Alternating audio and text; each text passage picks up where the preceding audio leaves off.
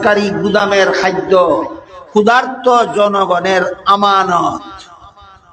সরকারি গুদামের সম্পদ, সরকারি তহবিলের ব্যাংকের সম্পদ, সরকারি খাদ্য গুদামের খাদ্য সম্পদ দেশের ক্ষুধার্ত জনগণের আমানত, না সরকারের বাপের সম্পদ, না জনগণের প্রাপ্য, জনগণের। এখন যদি জনগণের এই প্রাপ্য যদি সরকারি তহবিল থেকে পরিশোধ করা হয়, তাহলে সরকারি কর্মকর্তারা দেশের কোটি কোটি টাকা বিদেশ চুরি কইরা পাচার করতে পারে না। এই জন্য জনগণের আমানত রক্ষা করে না।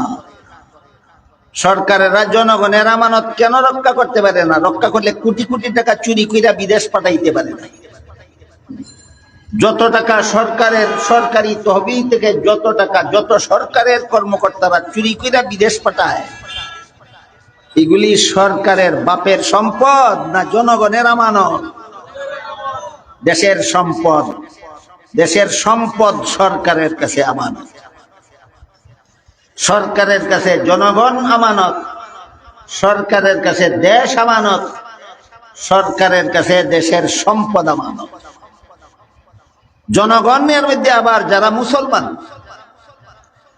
এই যে একটা আমানতের কথা বললাম, খাদ্য ব্যবস্থা করা, ধর্মীয় স্বাধীনতা দেওয়া, এই আমানতগুলি শুধু মুসলমানের না, মুসলমান ও মুসলমান নির্বিশেষে সবাই সরকারের কাছে এই অধিকার রাখে যে আমাকে ধর্ম পালনের সুযোগ দিতে। হিন্দু, মুসলমান, বৌদ্ধ, খ্রিস্টান নির্বিশেষে সবারই সরকারের কাছে অধিকার আছে আমাদের খাদ্য ব্যবস্থা দিতে হবে। কিন্তু মুসলমান সরকার হলে মুসলমান সরকারের কাছে মুসলমান জনগণের আলাদা একটা প্রাপ্য আছে, অধিকার। সেটা হলো মুসলমানের মতো জীবন যাপনের ব্যবস্থা দিতে হবে। সরকার যদি মুসলমান হয় তাহলে দেশের মুসলমান জনগণের আলাদা একটা অধিকার থাকে, সেটা হলো মুসলমানের মতো জীবন যাপনের ব্যবস্থা। আপনারা কি মনে করেন মুসলমানদের সন্তানকে শিশুকালে উযু গোসল নামাজ বন্দেগী শিক্ষা না দিলে সে মুসলমানের মতো জীবন যাপন করতে পারবে? এই জন্য প্রত্যেকটা মুসলমান সরকারের কাছে সমস্ত মুসলমান জনগণের অধিকার হইল যে প্রতিটি মুসলমানের ছেলে মেয়েকে 5 বৎসরের আগে নামাজ শিক্ষা দাও, 7 বৎসরের সময় নামাজের আদেশ করো, 10 বৎসরের সময় শাসন করে নামাজি বানাও। মর্মে হাদিস শরীফে রাসূল করিম সাল্লাল্লাহু আলাইহি ওয়াসাল্লাম বলেন, মুরু সিবিয়ানাকুম বিসসালাতি ইযা বালাগু 7 সিনিন ওয়াদরিবুহুম ইযা বালাগু 10 আও কামা ক্বালা আলাইহিস সালাতু ওয়াসসালাম। অর্থাৎ হে আমার উম্মত মুসলমানেরা, তোমাদের সন্তানেরা 7 বছর বয়স হলে তাদের নামাজের আদেশ করো, আর 10 বৎসরের সন্তানকে শাসন করে নামাজি বানাও। রাসূলের হাদিস বুঝে থাকলে বলুন তো, আমার 7 বৎসরের ছেলে মেয়েকে আমি নামাজের আদেশ করব, এর আগে নামাজ শিখাইলে না না শিখাইলে? তাইলে মুসলমান ছেলে মেয়েদেরকে নামাজ শিখানির বয়স কবে? 7-এর আগে। নামাজ শিখানির বয়স কবে? 7-এর আগে। 7-এর আগে নামাজ শিখাও আর 10 বৎসরে নামাজি বানাও। প্রত্যেকটা মুসলমান সন্তানের মা বাবার উপর এটা ফরজ। মা বাবা এই ফরজ আদায় করলো না, না করেই যখন কোন মুসলমান মা বাবা তার ছেলে মেয়েকে প্রাইমারি স্কুলে ভর্তি করে দিল, 5 বছর বয়সে আপনার ছেলেকে আপনার মেয়েকে আপনি প্রাইমারি স্কুলে ভর্তি করে দিলেন, এখন তারে নামাজ শিক্ষা দিয়া 10 বছরের ভিতরে নামাজি বানাবার দায়িত্ব এই ফরজ মা বাবার পক্ষ থেকে শিক্ষকের উপর অর্পিত হয়। প্রাইমারি স্কুলের মুসলমান শিক্ষকদের উপর ফরজ সমস্ত মুসলমান ছাত্র ছাত্রীদেরকে 5ম শ্রেণী পাশ করার আগে আগে নামাজি বানাইয়া দেওয়া। প্রথমে মা বাবার উপর ফরজ ছিল, স্কুলে ভর্তি করার পরে এই ফরজ কার উপরে গেল? শিক্ষকের উপরে গেল। যেই সরকারের শাসন ব্যবস্থায় প্রাইমারি স্কুলের শিক্ষকেরা প্রাইমারি স্কুলের মুসলমান ছাত্র ছাত্রীদেরকে পঞ্চম শ্রেণী পাশ করার আগে আগে নামাজি বানায় না। এই সমস্ত শিক্ষক জনগণের হক আদায় করে না, জনগণের আমানত রক্ষা করে না। ফলাফল কি হবে? হাদিস শরীফে রাসূল করিম সাল্লাল্লাহু আলাইহি ওয়াসাল্লাম বলেন, আলা কুল্লুকুম রাইন ওয়া কুল্লুকুম মাসউলুন আন রাইয়াতিহি। তোমাদের প্রত্যেকেই দায়িত্বশীল, প্রত্যেককেই আপন আপন দায়িত্ব সম্পর্কে আল্লাহর কাছে জবাব দিতে হবে। ব্যাখ্যা করে রাসূল বলেন, ফাল আমিরুল্লাযী আলান নাসি রাইন ওয়া হুয়া মাসউলুন আনহুম। মর্ম হলো সরকারের কাছে জনগণ আমানত, সরকারের কাছে জনগণ আমানত। জনগণকে মুসলমানের মতো জীবনযাপনের ব্যবস্থা করে না দেওয়ার কারণে জনগণ যদি বেনামাজি হয়, জনগণ যদি চুর হয়, জনগণ যদি ডাকাত হয়, মুসলমানের মতো জীবনযাপনের ব্যবস্থা করে না দেওয়ার কারণে জনগণ যদি সন্ত্রাসী হয়, খুনি হয়, দুর্নীতিবাজ হয়, বেনামাজি হয়, তাহলে সমস্ত জনগণের অপকর্মের কারণে যত শাস্তি পাবে, যেই সরকারে জনগণের আমানত রক্ষা করলো না, একা সরকারকে সমস্ত জনগণের সমান শাস্তি ভোগ করতে হবে। নির্বাচন আসলেই একটা মার্কা নিয়ে দাঁড়াইয়া যাওয়া আর বেশিরভাগের ভোট পাইয়া গদিতে বৈশা পড়া আর ফেরাউনের মতো কামড় দিয়া ধইরা রাখা, দিল্লির লাড্ডু না গিল্লা লাইলেই খালাস, এরপরে আর কোনো হিসাব নিকাশ না।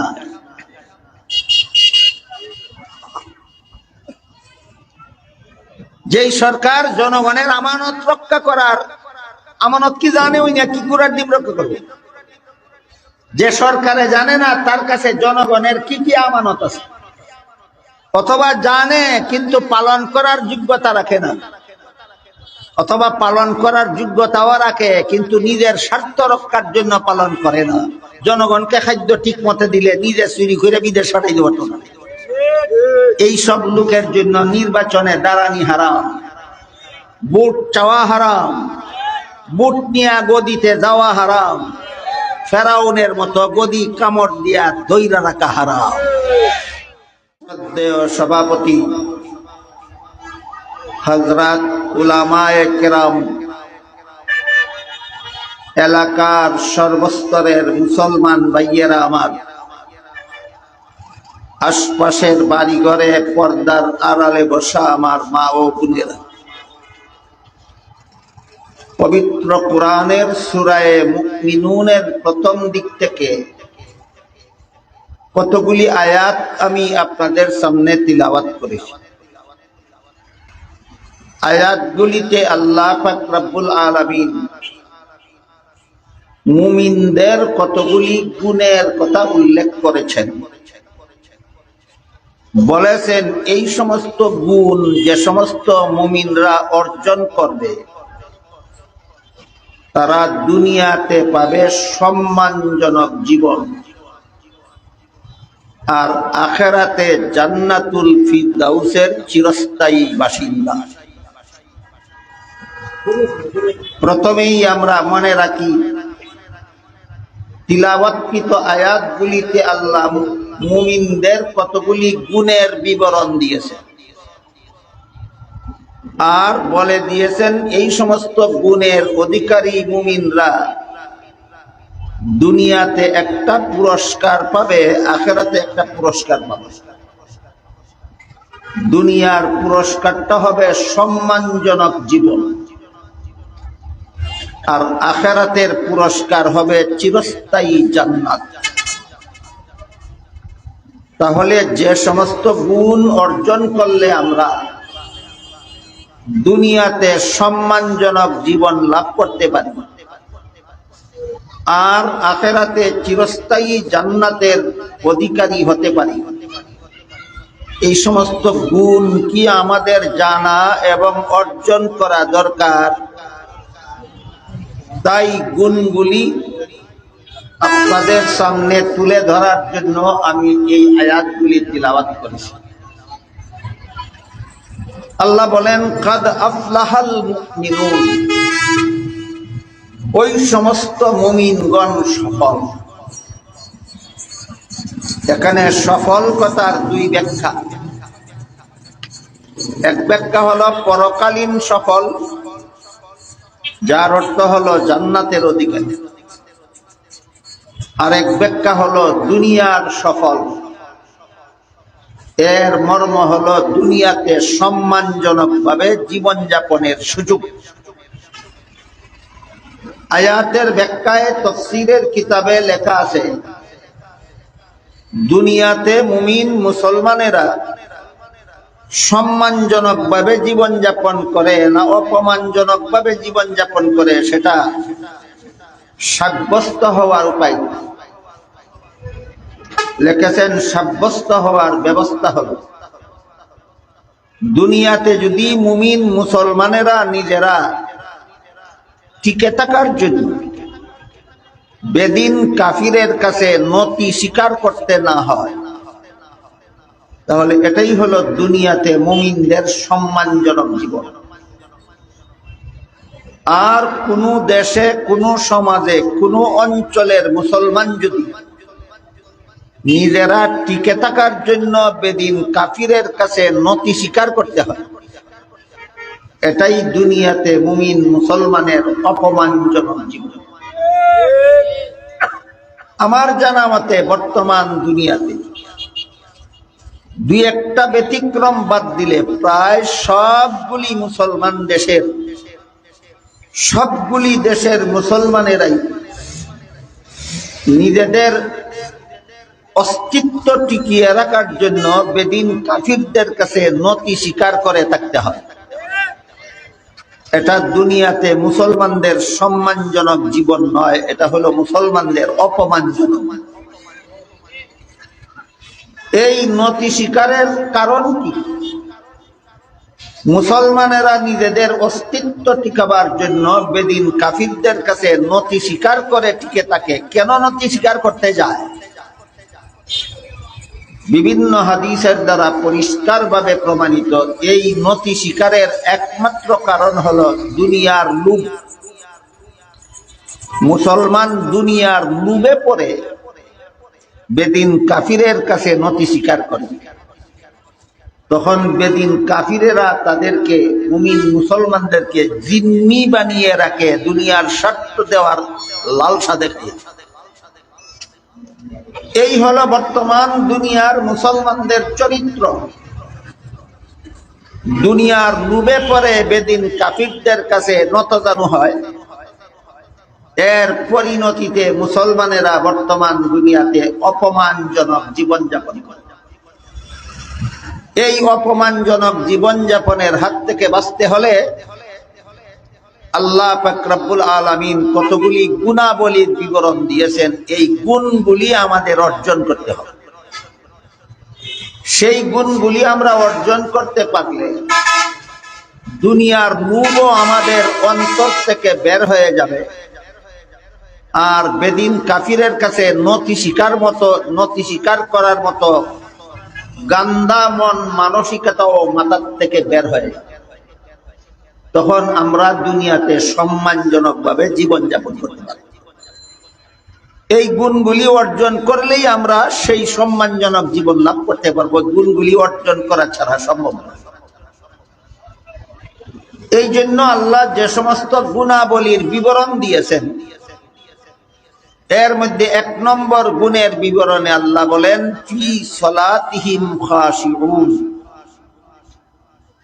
মুমিনেরা যখন নিজেদের নামাজে আল্লাহর ভয়ে ভীত হয়ে আল্লাহর ধ্যানে মগ্ন থাকবে। 1 নম্বর গুণ, দুনিয়াতে সম্মানজনক জীবন এবং আখিরাতে জান্নাতি জীবন লাভ করার জন্য আল্লাহ যে সমস্ত গুণাবলীর বিবরণ দিয়েছেন, এর মধ্যে 1 নম্বর গুণ হলো নিজেদের নামাজে আল্লাহর ভয়ে ভীত হয়ে আল্লাহর ধ্যানে মগ্ন হতে হবে। কিন্তু এই গুণটা অর্জন করার জন্য কিছু প্রশিক্ষণ আছে, কিছু ট্রেনিং আছে। ট্রেনিংগুলি গ্রহণ না করা পর্যন্ত এই গুণ কারো পক্ষে অর্জন করা সম্ভব নয়। 2 নম্বর গুণের উল্লেখ করে আল্লাহ বলেন ওয়াল্লাযীনা হুম আনিল লাগওয়ি মুরিদুন, অনর্থক কার্যকলাপ থেকে যারা বিরত থাকে। মুফাসসিরিনে কেরাম তাফসীরের কিতাবে লিখেছেন আল্লাহ অনর্থক কার্যকলাপ কোন কাজকে বলেন। জবাবে লেখা আছে তাফসীরের কিতাবে, যে কাজের দ্বারা আখিরাতেও কোনো সুফল পাওয়া যায় না, যে কাজের দুনিয়াতেও কোনো সুফল নাই, এমন কাজের নাম অনর্থক কাজ। আখিরাতেও কোনো পুরস্কার নাই, দুনিয়াতেও কোনো উপকার নাই, এমন কাজের নাম অনর্থক কাজ। আল্লাহ বলেন 2 নম্বর গুণ হলো তোমরা যদি অনর্থক কাজ থেকে বিরত থাকো। 3 নম্বর গুণের কথা বলেন ওয়াল্লাযীনা হুম লিয-যাকাতি ফারিউন, যারা নিজেদের মনকে আত্মাকে পবিত্র করে নিবে। মনকে পবিত্র করে নেওয়ার ব্যাখ্যা কি? মনের মধ্যে কতগুলি কুস্বভাবের জন্ম হয়। ইচ্ছায় অনিচ্ছায় প্রতিটি মানুষের মনের মধ্যেই কিছু কুস্বভাবের জন্ম হয়। যেমন অহংকার একটা কুস্বভাব, দুনিয়ার লোভ একটা কুস্বভাব, হিংসা একটা কুস্বভাব। এই ধরনের কতগুলি কুস্বভাবের কারণে মানুষ ধ্বংস হয়। এই সমস্ত কুস্বভাব থেকে অন্তর আত্মাকে পবিত্র করে নেওয়া সফল জীবন লাভ করার 3 নম্বর গুণ। 4 নম্বর গুণের উল্লেখ করে আল্লাহ বলেন ওয়াল্লাযীনা হুম লিফুরুজিহিম হাফিজুন, যারা নিজেদের চরিত্র হেফাজত করবে, চরিত্র সংরক্ষণ করবে। অন্য আয়াতে আল্লাহ বলে দিয়েছেন নারী পুরুষের চরিত্র হেফাজতের সর্বপ্রথম ব্যবস্থা হলো ভিন্ন নারী ভিন্ন পুরুষ অবাধে দেখাশোনার ব্যবস্থা বন্ধ করা। যে সমাজে ভিন্ন নারী ভিন্ন পুরুষ অবাধে দেখাশোনার ব্যবস্থা বন্ধ করা হবে না, এই সমাজের পুরুষের চরিত্র আর নারীদের সতীত্ব কেউ রক্ষা করতে পারবে না। তাহলে সমাজে যত পুরুষের চরিত্র নষ্ট হয়, যত নারীর সতীত্ব নষ্ট হয়, সবগুলির মূলে কারণ একটাই, নারী পুরুষের অবাধে দেখাশোনার ব্যবস্থা, এক কথায় বেপরদা ব্যবস্থা। এই বেপরদা ব্যবস্থা বন্ধ করা হলো পুরুষের চরিত্র রক্ষার ব্যবস্থা এবং নারীদের সতীত্ব রক্ষার ব্যবস্থা। এটা হলো 4 নম্বর গুণ। 5 নম্বর গুণের বিবরণ দিয়ে আল্লাহ বলেন ওয়াল্লাযীনা হুম লিআমানাতিহিম ওয়া আহদিহিম রাউন, যারা আমানত রক্ষা করবে, ওয়াদা পুরা করবে। আমানত রক্ষা করা, ওয়াদা পুরা করা, এটা মুমিনদের একটা বিশেষ গুণ। এই গুণ যদি আমরা অর্জন করতে পারি তাহলে আমরা দুনিয়াতে আখিরাতে সফল জীবন লাভ করব। কিন্তু প্রশ্ন জাগে, আমার কাছে তো কারো কোনো আমানত নাই, আমার তো আমানত রক্ষার কোনো দায়িত্বই নেই।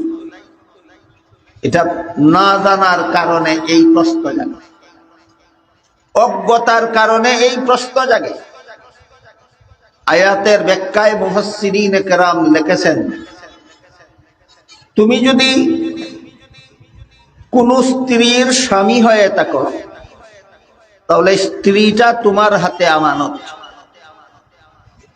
তুমি যদি কোনো স্বামীর স্ত্রী হয়ে থাকো তাহলে স্বামীর বাড়িঘর এবং বাড়িঘরের বিষয় সম্পদ এবং স্বামীর শিশু বাচ্চারা তোমার মতো স্ত্রীর হাতে আমানত।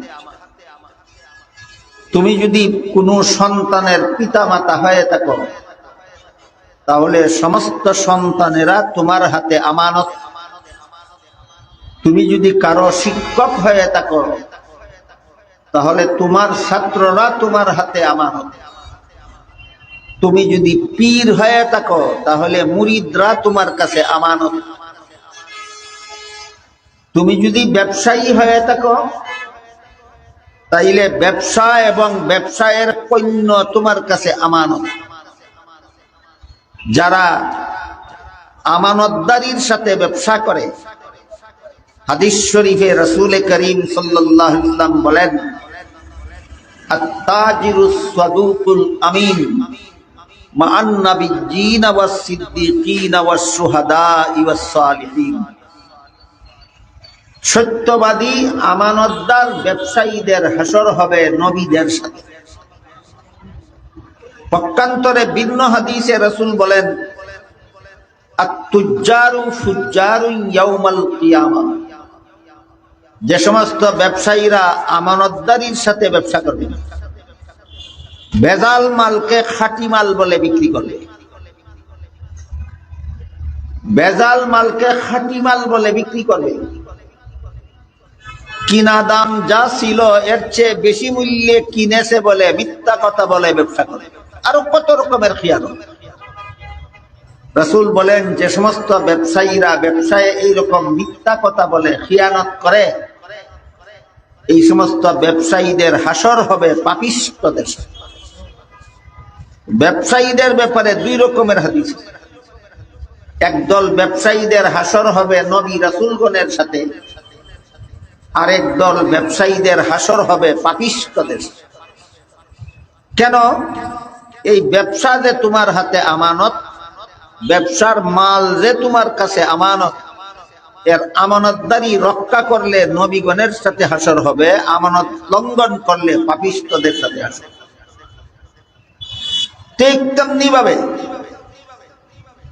বুটারের কাছে বুট আমানত। কার কাছে কি আমানত? বুটারের কাছে বুট আমানত।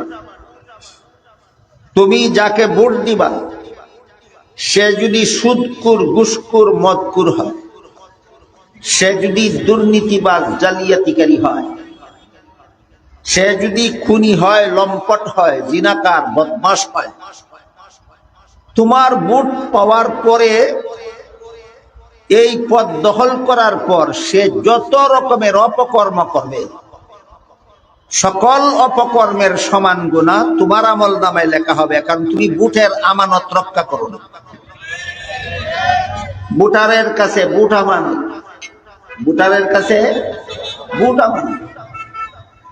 তোমার বুটে সুদকুর ফাঁস করলে তার সারা জীবনের সুদ খাওয়ার গুনাহ তোমার আমলনামায় লেখা হবে। তোমার বুটে ঘুষখোর পাস করলে তার সারা জীবনের ঘুষের গুনাহ তোমার আমলনামায় লেখা হবে। তোমার বুটে কোনো জিনাকার পাস করলে তার সারা জীবনের জিনার গুনাহ তোমার আমলনামায় লেখা হবে। কোন দুর্নীতিবাজ তোমার বুটে পাস করলে তার সারা জীবনের দুর্নীতির গুনাহ তোমার আমলনামায় লেখা হবে। কোন ভ্রান্ত আকীদার অধিকারী তোমার বুটে পাস করলে সে যত ভ্রান্ত মতবাদ সমাজে প্রচার প্রসার করবে, সবগুলির গুনাহ তোমার আমলনামায় লেখা হবে। তোমার বুটে পাস করে সে ভ্রান্ত আকীদা সমাজে বিস্তার করেছে। এই জন্য বুটারের কাছে বুট আমানত, সরকারের কাছে দেশ আমানত, দেশের সম্পদ আমানত, জনগণ আমানত। ৫ নম্বর গুণ আল্লাহ বলছেন আমানত রক্ষা করার গুণ। দুনিয়াতে আখিরাতে মুমিনদের সফল জীবন লাভ করার জন্য ৬টা গুণের কথা আল্লাহ বলেছেন। ১ নম্বর গুণ হলো নামাজে মনোযোগী হওয়া। ২ নম্বর গুণ হলো অনর্থক কাজ ছেড়ে দেওয়া। ৩ নম্বর গুণ হলো মনকে কুস্বভাব থেকে পবিত্র করা। 4 নম্বর গুণ হলো পর্দা রক্ষার মাধ্যমে চরিত্র হেফাজত করা। 5 নম্বর গুণ হলো আমানত রক্ষা করা। 5 নম্বর গুণটা কি? আমানত। আমানত সম্পর্কে এই পর্যন্ত যা কিছু বলা হলো বুঝা থাকলে বলুন তো, আমাদের কারো কাছে কি কোনো আমানত নাই? তুমি যদি আল্লাহর বান্দা হয়ে থাকো তাহলে আল্লাহর হালাল হারামের বিধান তোমার কাছে আমানত।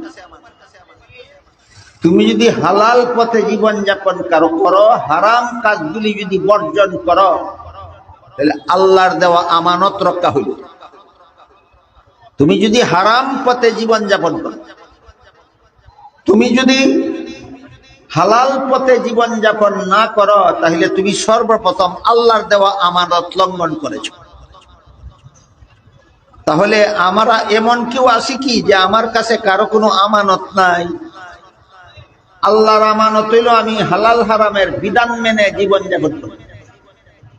কাজেই যারা আল্লাহর হালাল হারামের বিধান মেনে জীবন যাপন করে না, আমার কথা বুঝে থাকতে বলুন, কার আমানতে খেয়ানত করে? আল্লাহর আমানত। আল্লাহর আমানতে খেয়ানত করে। কেউ যদি সুদকুরকে, ঘুষখোরকে, মদখোরকে, গাঞ্জাখোরকে, কেউ যদি বাটপারকে, দুর্নীতিবাজকে, জালিয়াতিকারীকে, ভ্রান্ত আকীদার অনুসারীকে ভোট দিয়ে পাশ করায়, সে কোন আমানত লঙ্ঘন করলো? বুটের আমানত। বুটারের কাছে বুট আমানত, তুমি বুটের আমানতে খিয়ানত করছো। কিয়ামতের দিন আল্লাহর আদালতে আসামির কাঠগড়ায় দাঁড়িয়ে যাবে। তুমি যদি সরকার হয়ে থাকো, তোমার কাছে 3টা আমানত আছে। 1 নম্বর দেশ আমানত। বলুন সরকারের কাছে 1 নম্বর আমানতটা কি? দেশ। 2 নম্বর তোমার কাছে দেশের সম্পদ আমানত। সরকারের কাছে 2 নম্বর আমানতটা কি? দেশের সম্পদ। 3 নম্বর তোমার কাছে দেশের জনগণ আমানত। দেশ আমানত, দেশের সম্পদ আমানত, দেশের জনগণ আমানত কার কাছে? সরকারের কাছে। দেশ আমানত কিভাবে? তোমার দেশের স্বার্থ রক্ষা করে দেশ শাসন করতে হবে। দেশের স্বার্থ বিদেশিদের হাতে জলাঞ্জলি দিলে তুমি দেশের সাথে গাদ্দারি করেছ। যেগুলো দেশ আমানতের সামান্য ব্যাখ্যা, দেশের সম্পদ আমানতের সামান্য ব্যাখ্যা। দেশের সম্পদ তোমার বাবার মৌরসী সত্য নয়, জনগণের সম্পদ। দেশের সম্পদ জনগণ সমানভাবে উপভোগ করার ব্যবস্থা করে দিতে হবে। কোন সরকার যদি দেশের সম্পদ দেশের জনগণকে উপভোগ করার ব্যবস্থা করে দেয় না, দেশের সম্পদের আমানত রক্ষা করল না। দেশের সম্পদ দেশের জনগণকে যদি উপভোগের ব্যবস্থা দেয় না, তাহলে দেশের সম্পদের আমানত রক্ষা করলো না? রক্ষা করলো না? রক্ষা করলো না। দেশের জনগণও তোমার কাছে আমানত। বিস্তারিত কথা বলার মতো সময় আমার হাতে নাই, শোনার মতো ধৈর্য আপনারা রাখতে পারবেন না। দেশের জনগণ সরকারের কাছে আমানত কথার অনেক ব্যাখ্যা আছে। 1 নম্বর ব্যাখ্যা হলো, দেশের জনগণ সরকারের কাছে আমানত কথার 1 নম্বর ব্যাখ্যা হলো, দেশের সমস্ত জনগণকে যার যার ধর্ম পালনের পূর্ণ স্বাধীনতা দিতে হবে। জনগণ আমানত সরকারের কাছে। জনগণের যত আমানত আছে সরকারের কাছে জনগণের প্রাপ্য। এর মধ্যে 1 নম্বর, সমস্ত জনগণকে যার যার ধর্ম পালনের স্বাধীনতা দিতে হবে।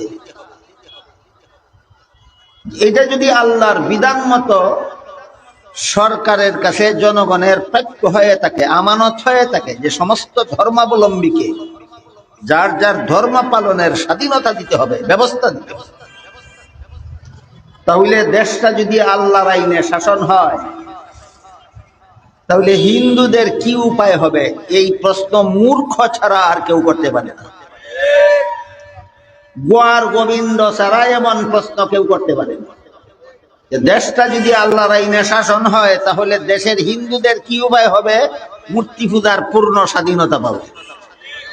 বলেন, আমার কথা বুঝে থাকলে, দেশটা যদি আল্লাহর আইনে শাসন হয় তাহলে হিন্দুদের কি হবে?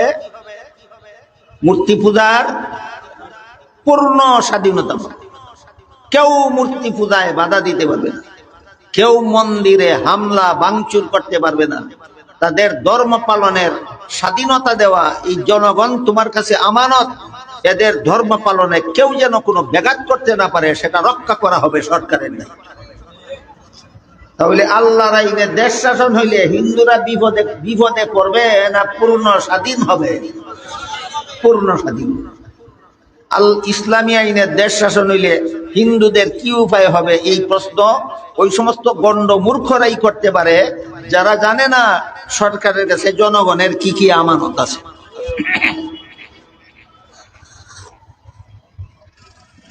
সরকারের কাছে জনগণের যত আমানত আছে এর মধ্যে একটা হলো ধর্মীয় স্বাধীনতা। সমস্ত ধর্মাবলম্বীদের আপন আপন ধর্ম পালনের স্বাধীনতা দেওয়া সরকারের দায়িত্ব। এখানে একটা প্রশ্ন দেখতে পারে, তাহলে কি সব ধর্মই আল্লাহর কাছে গ্রহণযোগ্য? সেটা ভিন্ন কথা। স্বাধীনতা পাওয়া আর গ্রহণযোগ্য হওয়া এক কথা নয়। পরীক্ষার হলে সব ছাত্ররাই শুদ্ধ ভুল লেখার স্বাধীনতা পায়। যারা প্রশ্নের জবাব শুদ্ধ লেখে তারা যেমন লেখার স্বাধীনতা আছে, যারা প্রশ্নের জবাব ভুল লেখে তাদের লেখার স্বাধীনতা নাই, আছে। কাজেই স্বাধীনতা এক জিনিস আর গ্রহণযোগ্য হওয়া না হওয়া আরেক জিনিস। পরীক্ষার হলে ছাত্ররা প্রশ্নের জবাব ভুল লেখার স্বাধীনতা আছে, কিন্তু এর দ্বারা পাশ করবে না। ঠিক তেমনি ভাবে ইসলামী সরকার প্রতিষ্ঠিত হইলে তার দেশের সমস্ত হিন্দুরা মূর্তি পূজার স্বাধীনতা পাবে, কিন্তু মূর্তি পূজার দ্বারা জাহান্নাম থেকে রক্ষা পাবে না। কারণ আল্লাহ বলেন, ওয়া হুয়া ফিল আখিরাতি মিনাল খাসিরিন। ইসলাম ছাড়া আর কোন ধর্মই আল্লাহর কাছে গ্রহণযোগ্য নয়। স্বাধীনতা পাইয়া অগ্রহণযোগ্য ধর্ম পালন করার কারণে পরকালে তুমি জাহান্নামে যাইবা, কিন্তু দুনিয়াতে স্বাধীনতা পাইবা। আল্লাহ বলেন, সফল জীবন লাভ করার জন্য মুমিনদের 6টা গুণ অর্জন করা দরকার। 1 নম্বর গুণ হলো নামাজে মনোযোগী হওয়া। 2 নম্বর গুণ হলো অনর্থক কাজ ছেড়ে দেওয়া। 3 নম্বর গুণ হলো কুস্বভাব থেকে মনকে পবিত্র করা। 4 নম্বর গুণ হলো পর্দা পালনের মাধ্যমে পুরুষের চরিত্র আর মহিলাদের সতীত্ব রক্ষা করা। 5 নম্বর গুণ হলো আমানত রক্ষা করা। 5 নম্বর গুণটা কি? আমানত। বুঝে থাকতে বলুন তো, স্বামীর কাছে স্ত্রী আমানত কিনা? স্ত্রীর কাছেও স্বামীর কিছু কয়েকটা জিনিস আছে আমানত। স্বামীর কাছে স্ত্রীর জীবনটাই আমানত। স্বামীর কাছে স্ত্রীর জীবনটাই আমানত। আর স্ত্রীর কাছে স্বামীর 3টা জিনিস আমানত। স্ত্রীর কাছে স্বামীর যে 3 জিনিস আমানত, এটা হলো স্বামীর বাড়িঘর। স্বামী বাড়িতে থাকে না সময় তুমি স্বামীর বাড়িঘর দেখাশোনা করো। 2 নম্বর হলো স্বামীর বাড়িঘরের বিষয় সম্পদ। স্বামী যখন বাড়িতে থাকে না তখন তুমি স্বামীর বাড়ির বিষয় সম্পদ দেখাশোনা করো।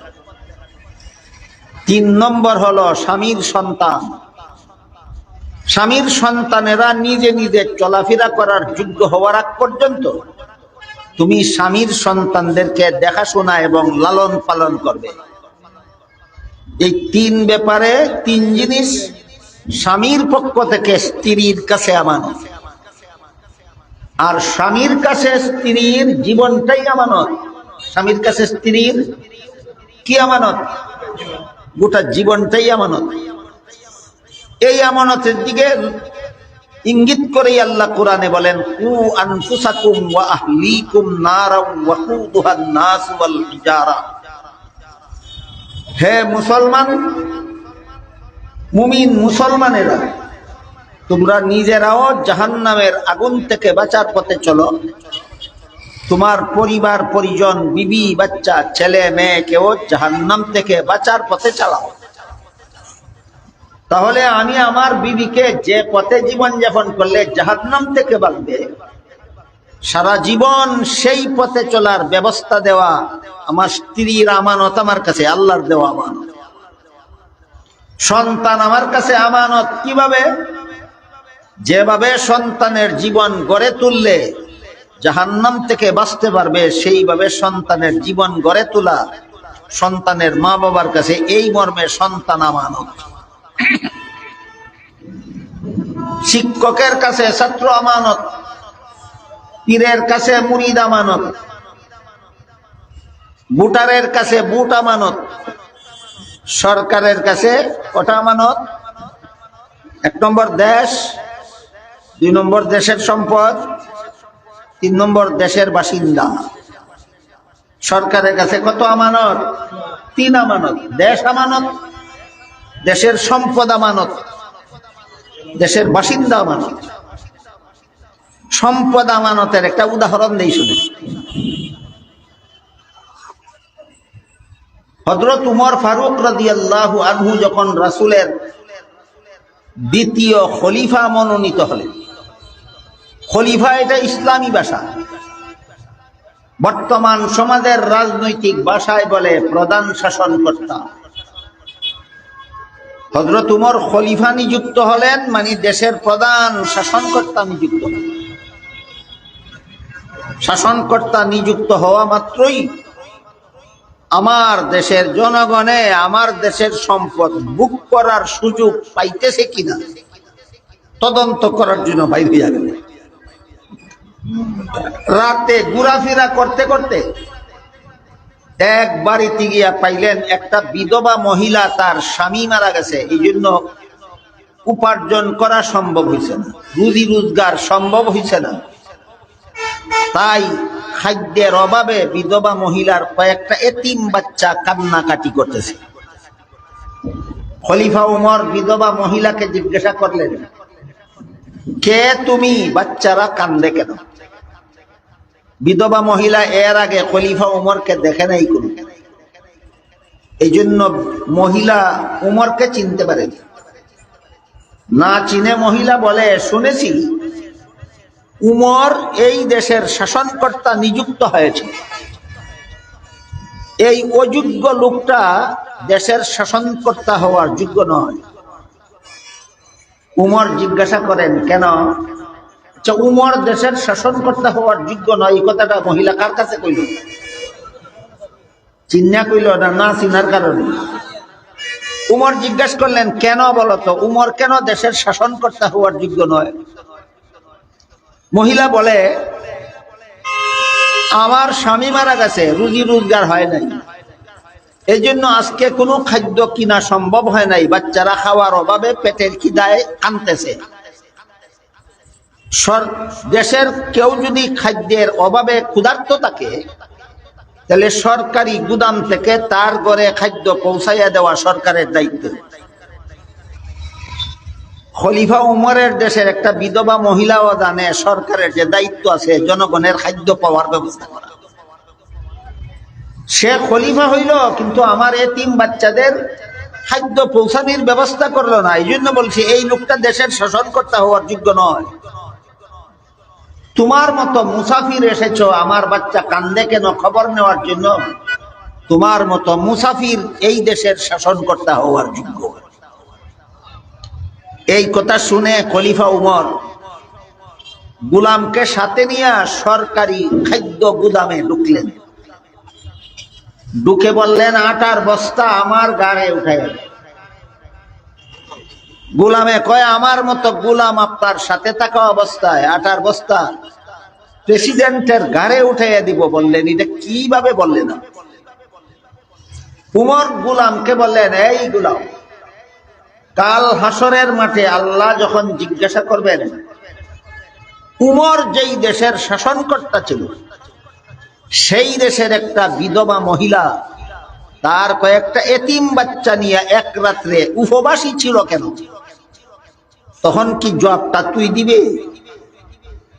গোলামে কয়, না হুজুর, এত কঠিন প্রশ্নের জবাব আমি কেমনে দিব? তখন খলিফা উমর গোলাম রে কইলেন, তাইলে বোঝা গেল দায়িত্বটা তোর না। আমি যেহেতু শাসনকর্তা, একটা বিধবা উপবাসী থাকলে সরকারি গুদামের খাদ্য তার কাছে পৌঁছাইয়া দেওয়ার দায়িত্ব আমার। তুই যেহেতু খলিফা না, খলিফা আমি, তাই আমার দেশের কোন এতিম বাচ্চা রাত্রে উপবাসী থাকলে সরকারি গুদাম থেকে খাদ্য তার ঘরে পৌঁছাইয়া দেওয়ার দায়িত্ব আমার। আমার দায়িত্বটা আমাকেই পালন করতে দেয়। তর্কে হেরে গেল গোলাম, জবাব দিতে পারল না। বাধ্য হইয়া সরকারি গুদাম থেকে আটার বস্তা খলিফা উমরের ঘাড়ে উঠে, খলিফা উমর আটার বস্তা ঘাড়ে নিয়ে লেবারের মতো রওনা হইলেন বিধবার বাড়ির দিকে। আর গোলাম নবাবের মতো খালি হাতে চলল খলিফা উমরের সাথে।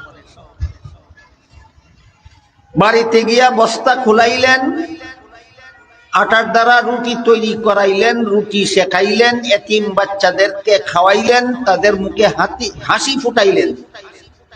ফিরার পথে বললেন, আগামীকাল অফিস টাইমে তুমি খলিফা উমরের অফিসে যাইও। কেন সে খলিফা হইয়া তোমার এতিম বাচ্চাদের খবর দিল না? বিচারটা কালকে হবে। বিচারটা কোন দিন হইল? কালকে। মহিলা পরের দিন অফিস টাইমে গিয়া দেখে গত রাত্রে যেই মুসাফির বেটার কাছে খলিফা উমরের বদনাম কইছিল, এই বেটা ওই খলিফা উমর। মহিলা হয়তো মনে মনে ভাবতেছে, আমি যে বদনাম কইছিলাম এর বিচারটা এখন করায় গন্ডায় হবে, কিন্তু বাস্তবে তা নয়। এই মহিলার সামনে খলিফা উমর খাদ্যমন্ত্রীকে ডেকে বললেন, যতদিন পর্যন্ত বিধবা মহিলার পরিবারের উপার্জন করার মতো কোনো লোক তৈরি না হয়, ততদিন পর্যন্ত বিনা চাকুরিতে, বিনা পরিশ্রমে সরকারি খাদ্য পাওয়া এদের অধিকার। সরকারি গুদামের খাদ্য ক্ষুধার্ত জনগণের আমানত।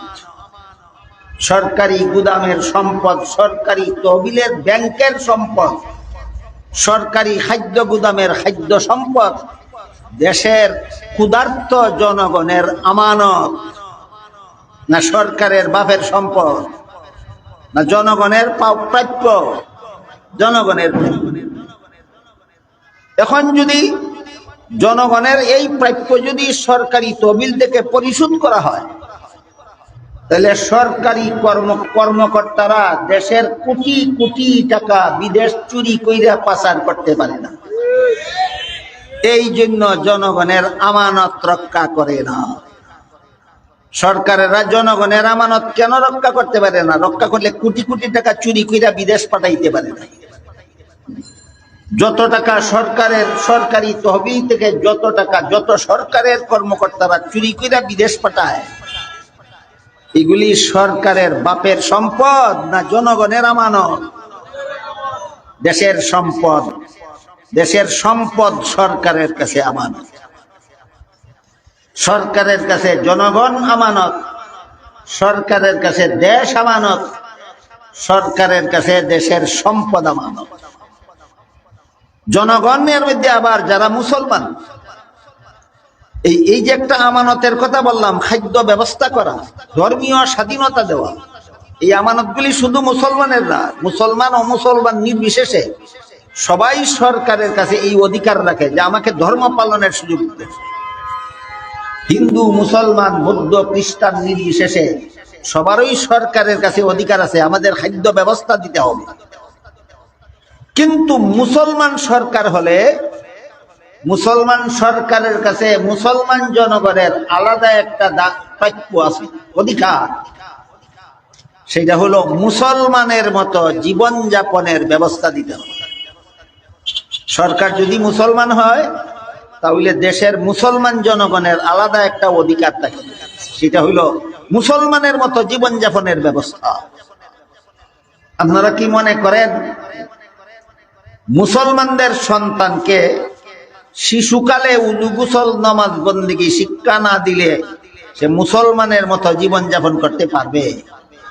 এই জন্য প্রত্যেকটা মুসলমান সরকারের কাছে সমস্ত মুসলমান জনগণের অধিকার হইল যে প্রতিটি মুসলমানের ছেলে মেয়েকে 5 বৎসরের আগে নামাজ শিক্ষা দাও, 7 বৎসরের সময় নামাজের আদেশ করো, 10 বৎসরের সময় শাসন করে নামাজি বানাও। এ মর্মে হাদিস শরীফে রাসূল করিম সাল্লাল্লাহু আলাইহি ওয়াসাল্লাম বলেন, মুরু সিবিয়ানাকুম বিসসালাতি ইযা বালাগু 7 সিনিন ওয়াদরিবুহুম ইযা বালাগু 10 আও কামা ক্বালা আলাইহিস সালাতু ওয়াসসালাম। অর্থাৎ হে আমার উম্মত মুসলমানেরা, তোমাদের সন্তানেরা 7 বছর বয়স হলে তাদের নামাজের আদেশ করো, আর 10 বছরের সন্তানকে শাসন করে নামাজি বানাও। রাসূলের হাদিস বুঝে থাকলে বলুন তো, আমার 7 বছরের ছেলে মেয়েকে আমি নামাজের আদেশ করব, এর আগে নামাজ শিখাইলে না শিখাইলে? তাইলে মুসলমান ছেলে মেয়েদেরকে নামাজ শিখানির বয়স কবে? 7-এর আগে। নামাজ শিখানির বয়স কবে? 7-এর আগে। 7-এর আগে নামাজ শিখাও আর 10 বছরে নামাজি বানাও। প্রত্যেকটা মুসলমান সন্তানের মা বাবার উপর এটা ফরজ। মা বাবা এই ফরজ আদায় করল না করেই যখন কোনো মুসলমান মা বাবা তার ছেলে মেয়েকে প্রাইমারি স্কুলে ভর্তি করে দিল, 5 বছর বয়সে আপনার ছেলেকে আপনার মেয়েকে আপনি প্রাইমারি স্কুলে ভর্তি করে দিলেন, এখন তারে নামাজ শিক্ষা দিয়া 10 বছরের ভিতরে নামাজি বানাবার দায়িত্ব এই ফরজ মা বাবার পক্ষ থেকে শিক্ষকের উপর অর্পিত হয়। প্রাইমারি স্কুলের মুসলমান শিক্ষকদের উপর ফরজ সমস্ত মুসলমান ছাত্র ছাত্রীদেরকে 5ম শ্রেণী পাশ করার আগে আগে নামাজি বানাইয়া দেওয়া। প্রথমে মা বাবার উপর ফরজ ছিল, স্কুলে ভর্তি করার পরে এই ফরজ কার উপরে গেল? শিক্ষকের উপরে গেল। যেই সরকারের শাসন ব্যবস্থায় প্রাইমারি স্কুলের শিক্ষকেরা প্রাইমারি স্কুলের মুসলমান ছাত্র ছাত্রীদেরকে 5ম শ্রেণী পাশ করার আগে আগে নামাজি বানায় না, এই সমস্ত শিক্ষক জনগণের হক আদায় করে না, জনগণের আমানত রক্ষা করে না। ফলাফল কি হবে? হাদিস শরীফে রাসূল করিম সাল্লাল্লাহু আলাইহি ওয়াসাল্লাম বলেন, আলা কুল্লুকুম রাইন ওয়া কুল্লুকুম মাসউলুন আন রাইয়াতিহি। তোমাদের প্রত্যেকেই দায়িত্বশীল, প্রত্যেককেই আপন আপন দায়িত্ব সম্পর্কে আল্লাহর কাছে জবাব দিতে হবে। ব্যাখ্যা করে রাসূল বলেন, ফাল আমিরুল্লাযী আলান নাসি রাইন ওয়া হুয়া মাসউলুন আনহুম। মর্ম হলো সরকারের কাছে জনগণ আমানত, সরকারের কাছে জনগণ আমানত। জনগণকে মুসলমানের মতো জীবনযাপনের ব্যবস্থা করে না দেওয়ার কারণে জনগণ যদি বেনামাজি হয়, জনগণ যদি চুর হয়, জনগণ যদি ডাকাত হয়, মুসলমানের মতো জীবনযাপনের ব্যবস্থা করে না দেওয়ার কারণে জনগণ যদি সন্ত্রাসী হয়, খুনি হয়, দুর্নীতিবাজ হয়, বেনামাজি হয়, তাহলে সমস্ত জনগণের অপকর্মের কারণে যত শাস্তি পাবে, যেই সরকারে জনগণের আমানত রক্ষা করলো না, একা সরকারকে সমস্ত জনগণের সমান শাস্তি ভোগ করতে হবে। নির্বাচন আসলেই একটা মার্কা নিয়ে দাঁড়াইয়া যাওয়া আর বেশিরভাগের ভোট পাইয়া গদিতে বৈশা পড়া আর ফেরাউনের মতো কামড় দিয়া ধইরা রাখা, দিল্লির লাড্ডু না গিল্লা লাইলেই খালাস, এরপরে আর কোনো হিসাব নিকাশ না।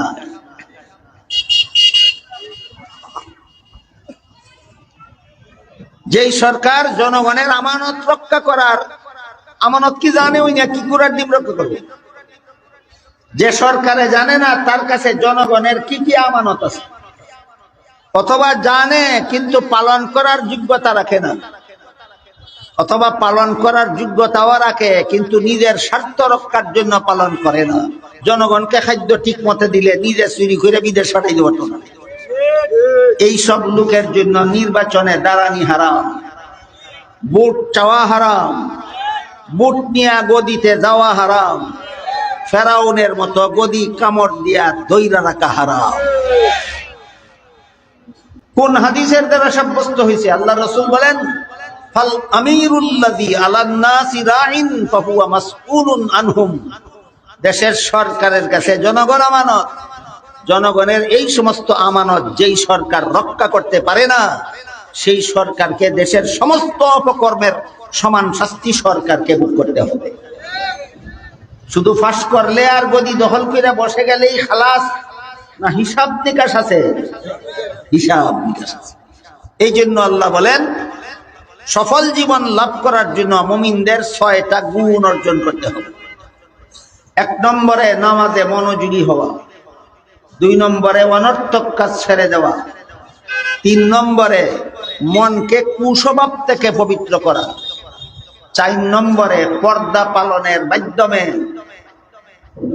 পুরুষের চরিত্র এবং মহিলাদের সতীত্ব রক্ষা করা, 5 নম্বর আমানত রক্ষা করা। আমানত বুঝলেন কিছু? আমানত বুঝছেন কিছু? আমানত রক্ষা করা।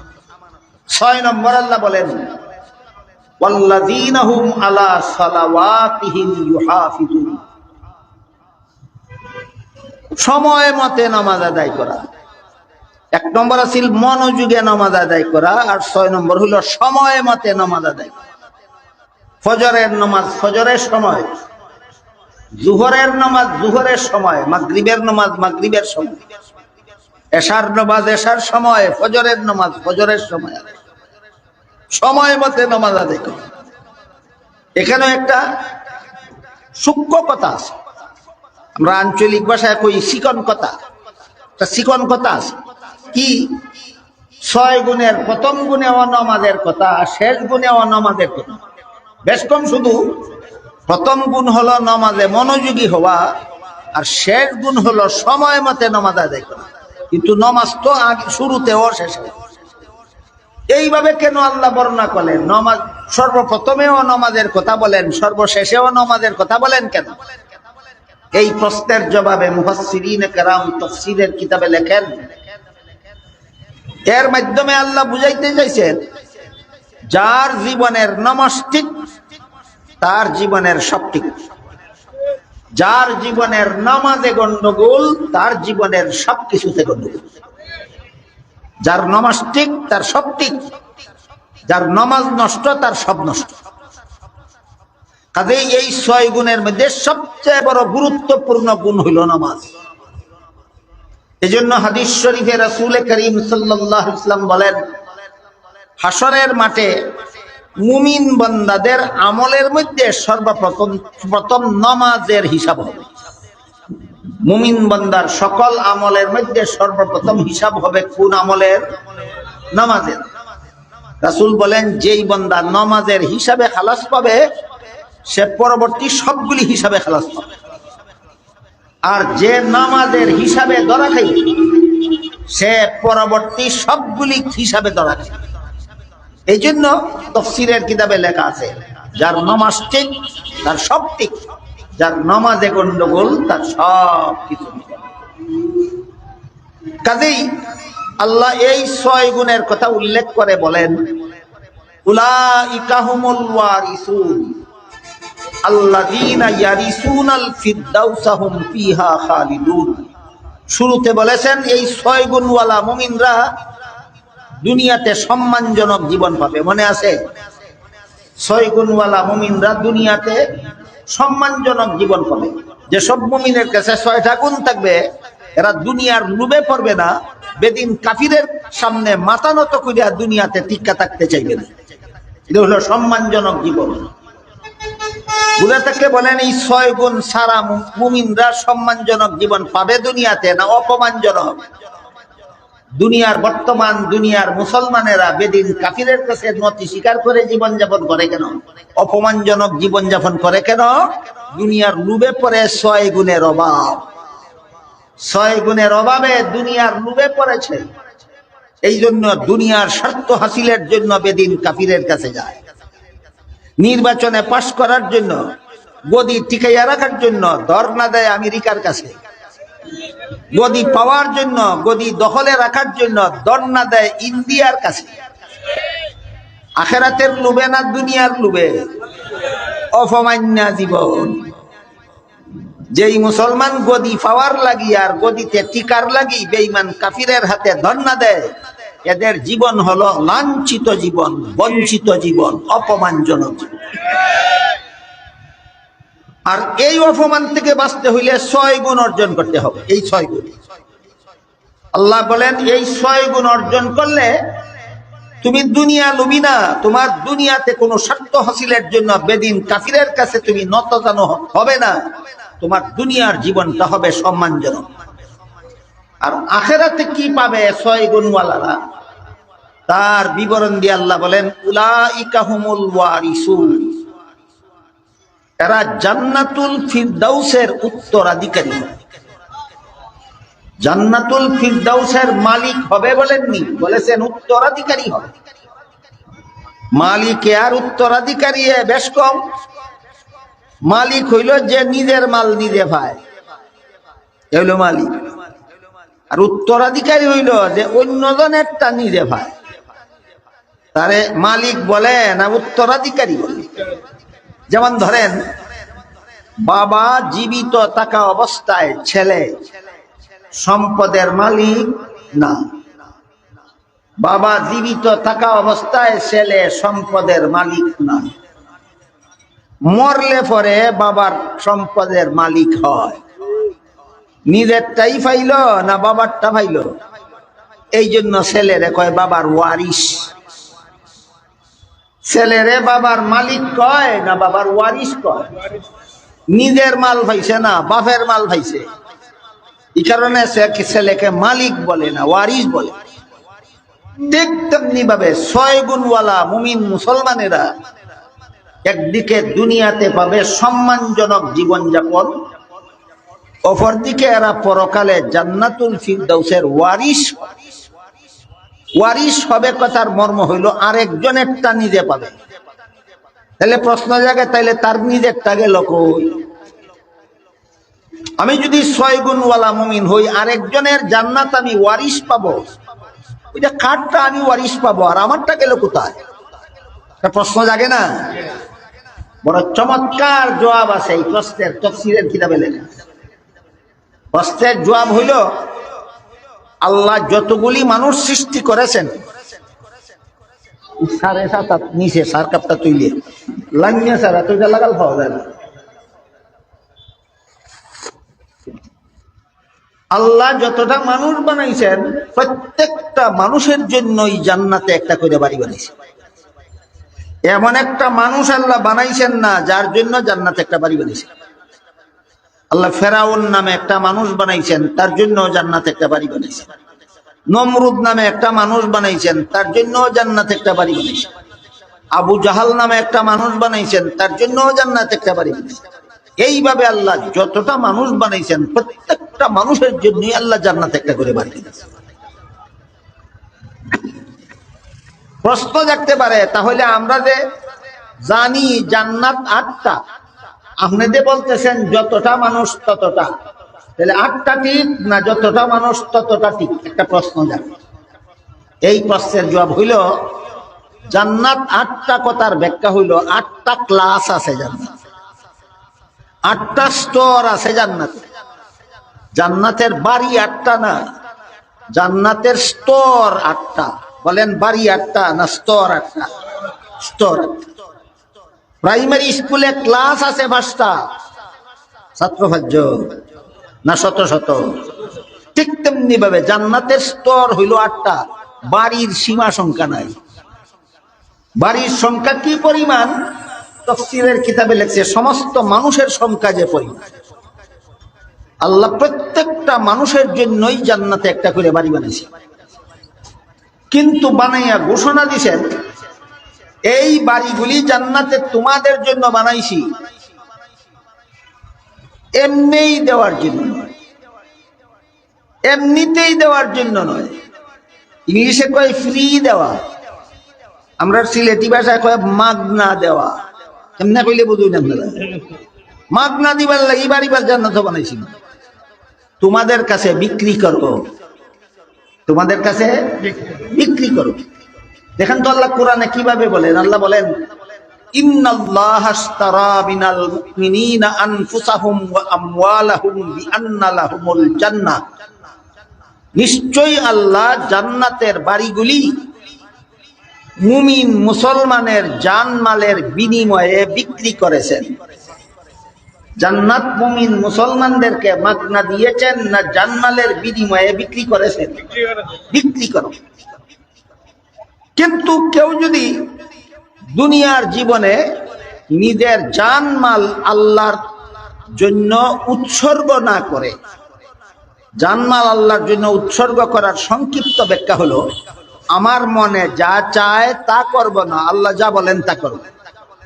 আমার জানটা আল্লাহর জন্য উৎসর্গ। খুব কঠিন নাকি? আমার মনে যা চায় তা করব না, আল্লাহ যা বলেন তা করব। দেখি কঠিন হইল? আল্লাহ বলেন হালাল রুজি করো, এরপরে তোমার এই রুজি করা সম্পদ আগে তুমি খাও, তোমার পরিবার পরিজনকে খাও, তুমি পড়ো, তোমার পরিবার পরিজনকে পড়াও, তোমার পরিবার পরিজন নিয়ে বসবাস করার জন্য বাড়ি করবে না। এটা আল্লাহর বিধান। কাজে আমি রুজি করলাম, আমার রুজির টাকা দিয়া খরচ করে আমি খাইলাম, বিবি বাচ্চা খাওয়াইলাম, আমার পোশাক কিনলাম, বিবি বাচ্চার পোশাক কিনলাম, আমার বসবাসের বিবি বাচ্চার বসবাসের বাড়ি বানাইলাম আমার ইচ্ছা মতো না আল্লাহর হুকুম মতো। তাইলে আমার জান এবং আমার মাল আল্লাহর জন্য উৎসর্গ করাটা কি খুব কঠিন না একেবারে সহজ? একেবারে সহজ। তোমার হালাল উপার্জনের মাল তোমার বিবি বাচ্চারা খাওয়াও, এর বিনিময়ে তুমি জান্নাতের খরিদ্দার হয়ে যাও। এখন কত কঠিন হইল বুঝুন নিসাব, কতখান কঠিন হইল। তোমার খামাই করা মাল তোমার বিবি বাচ্চারে খাওয়াও, আর এর বিনিময়ে তুমি জান্নাতের খরিদ্দার হয়ে যাও। কঠিন না একেবারে সহজ? একেবারে সহজ। তো আল্লাহ বলেন, ইন্নাল্লাহা আশতারা মিনাল মুমিনিনা আনফুসাহুম ওয়া আমওয়ালাহুম বিআন্না লাহুমুল জান্নাহ, আমার জান্নাতের বাড়িগুলি ওই সমস্ত মুমিন মুসলমানদের কাছে বিক্রি করেছি যারা নিজের মনে যা চায় তা করে না, আমি আল্লাহ যা বলি তা।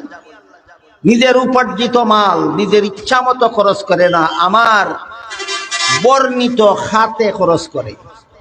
মুমিন মুসলমানের মাল খরচ করার জন্য আল্লাহ তিনটা খাত নির্ধারণ করে দিয়েছে। তিন খাতে তোমার মাল খরচ করো আর আমার কাছ থেকে জান্নাত নিয়ে যাও। বুঝা থাকলে বলেন তো, মুমিন মুসলমানের মাল খরচ করার জন্য আল্লাহ কতটা খাত নির্ধারণ করে দিয়েছে? তিনটা। এক নম্বর, পরিবার পরিজনের ভরণ পোষণ। আপনার পরিবার পরিজনের ভরণ পোষণ করবেন আপনার মাল দিয়া। আল্লাহ বলেন এর বিনিময়ে আমার জান্নাত তোমার কাছে বিক্রি করলাম। দুই নম্বর, তোমার আত্মীয় স্বজন বন্ধু বান্ধব পাড়া প্রতিবেশীর মধ্যে যদি নেহায়াত গরিব থাকে, উপার্জনের অভাবে উপবাস থাকতে হয়, উপার্জনের অভাবে চিকিৎসা করতে পারে না, উপার্জনের অভাবে পোশাক বানাইতে পারে না, তুমি তোমার উপার্জন থেকে বিবি বাচ্চা খাওয়াইয়া ফরাইয়া 12 মাস পরে যদি এক্সট্রা থাকে, তহবিল থাকে, তোমার অতিরিক্ত তহবিল থেকে তোমার ওই সমস্ত গরিবদেরকে কিছু অংশ দান করে দাও। নিজে না খাইয়া দিলাও কইছুন আল্লাহ, না খাইয়া থাকলে তুমি খাইয়া যদি তাকে ওখান থেকে কিছু যে খাইতো হয় না উপাস তারে কিছু দাও, এর বিনিময়ে তুমি আমার জান্নাতের কাস্টমার হইয়া যাও। 2 নম্বর খাত। 3 নম্বর খাত হলো তোমার সারা বৎসরের আয়ের দ্বারা সারা বৎসরের খরচ চালাবার পর যদি তহবিল থাকে, সেই তহবিল থেকে এক অংশ দ্বীনের খেদমতে খরচ করো, মসজিদ বানানির কাজে খরচ করো, মসজিদ পরিচালনার কাজে খরচ করো, মসজিদের ইমাম মুয়াজ্জিনের ভাতা দেওয়ার কাজে খরচ করো, মক্তব না থাকলে সকলে মিল্লা মক্তব বানাও, মাদ্রাসা না থাকলে সকলে মিল্লা মাদ্রাসা বানাও, প্রতিষ্ঠা করো, সকলে চান্দা দিয়া মাদ্রাসা চালাও, সকলের ছেলে মেয়েরে মাদ্রাসাত কলেমা কালাম উযু গোসল পাক না ফাক নামাজ রোজা শিক্ষা দেওয়ার জন্য পাঠাও।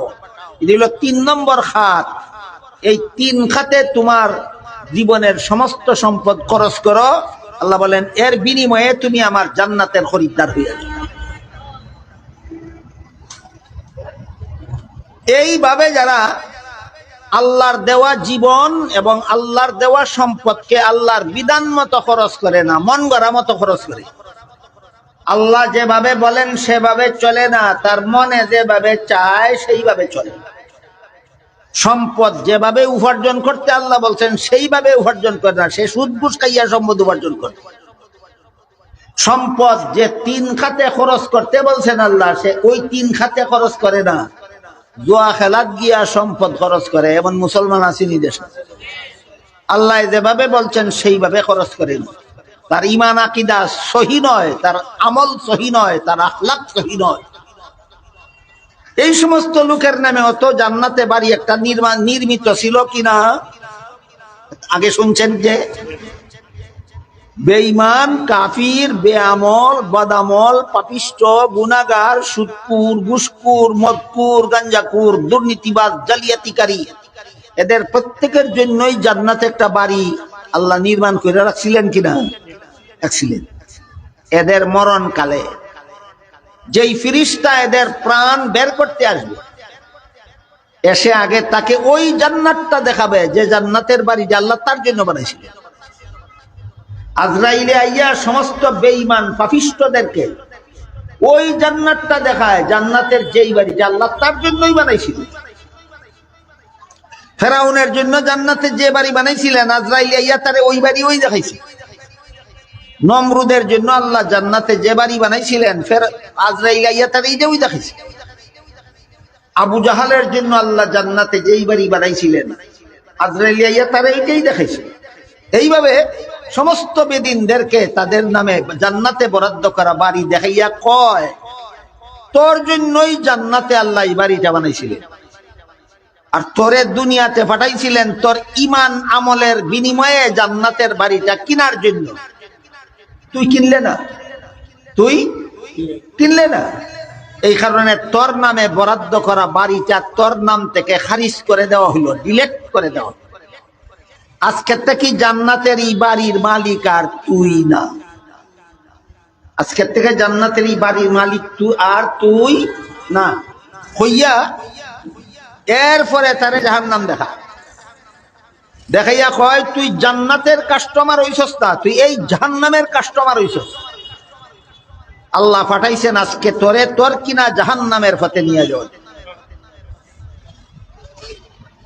তাহলে যে সমস্ত বেদিন, কাফির, পাপিষ্ট মরণকালে তাদের নামে জান্নাতের বাড়ি যে বরাদ্দ ছিল এটা ডিলেট করে দেওয়া হইল, এরা জান্নাতের একটা বাড়ির মালিক অবস্থায় মরণ হইল না মালিকানা খারিজ হইয়া?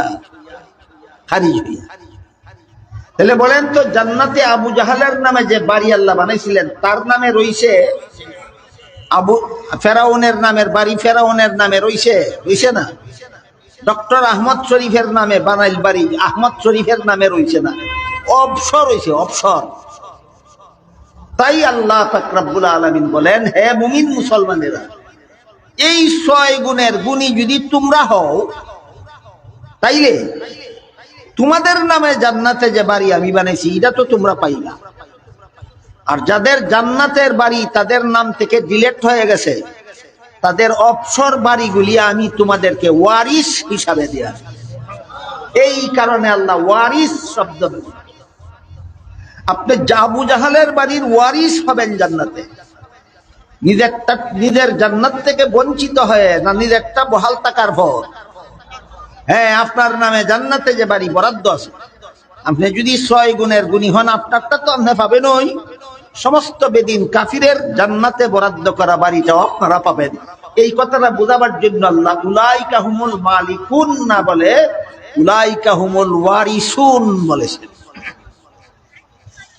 এই আয়াতগুলির মধ্যে আল্লাহ পাক রব্বুল আলামিন সর্বযুগের সারা দুনিয়ার সমস্ত মুমিন মুসলমানদের দুনিয়ার জীবন সফল, আখিরাতের জীবন সফল করার একটা শর্ট কোর্স, সংক্ষিপ্ত সিলেবাস উল্লেখ করে দিয়েছে।